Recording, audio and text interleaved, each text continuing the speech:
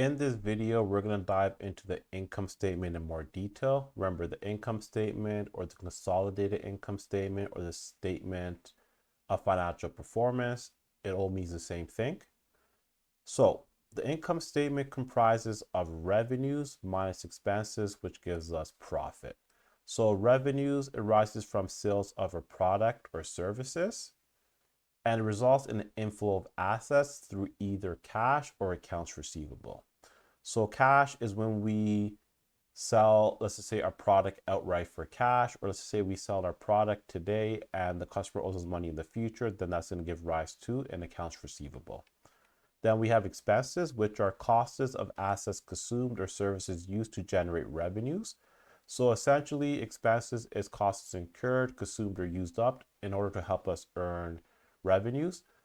Let's just say hypothetically, we have to pay our employees to make our water bottles, or we have to pay for rent where our equipment is situated on so we can produce our water bottles. So essentially, revenue minus expenses. If revenues is higher than expenses, we have a net income position or a profit position. However, if expenses are higher than revenues, which it could happen, that means we have a net loss position. So I'm going to give you an example of the actual income statement, and this is a single step income statement. In a later video, I'm going to teach you the multiple step income statement as well. So what I highly suggest that you do is you pause this video, get a piece of paper, and as I talk through it, pause, resume, pause, resume. I want you to remake this income statement because one, the formatting is very important, and two, this way you can familiarize yourself with the actual accounts and why they go under each category. So out of the 5 main accounts, we have assets, liabilities, shareholders' equity, revenues, and expenses. Revenues and expenses are the account that go onto the income statement. So as you can see, we have a 3-part title. We have the company name, we have the statement name, and we have the date.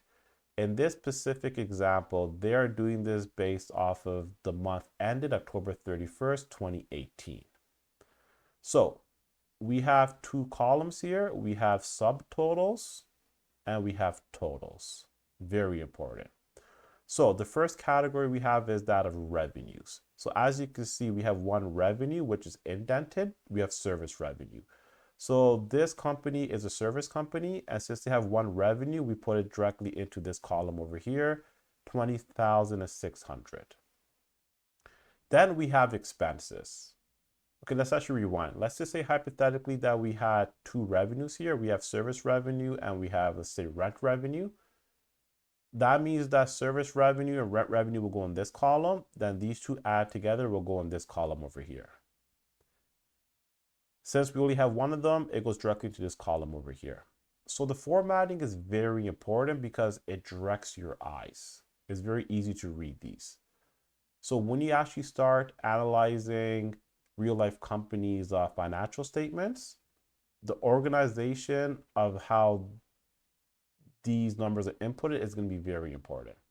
Then we have expenses. So we have salaries expense of 5,200. We have supplies expense, rent expense, depreciation expense, insurance expense, and interest expense.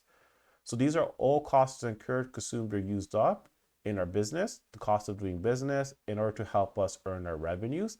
As you can see, we have multiple expenses, which go into the subtotals column. Now, all of these add together gives us 7758. So 5,200 plus 1,500 plus 900 plus 83 plus 50 plus 25 is 7758. Then essentially our revenues minus our expenses gives us our income before income tax. Because remember, income tax expense is calculated based off of our revenues minus our expenses. So in this situation, our income tax expense is 1,800. That means our net income is the difference between the 12,842 minus the 1,800, which is 11,042.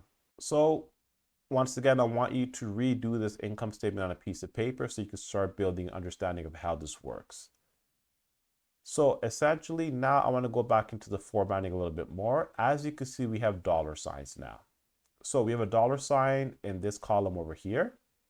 the very first number. So once you put a dollar sign in the first number over here, that gives the assumption that all of these figures are going to be dollars as well. So the first figure over here is a dollar sign. That means all of these in this column are going to be dollar signs as well. However, this over here has a dollar sign because this is a final figure, the main figure that we want. So that's why that has a dollar sign. So overall, the net income of this business is $11,042, which is a good sign. So we're in a net earnings, a positive position.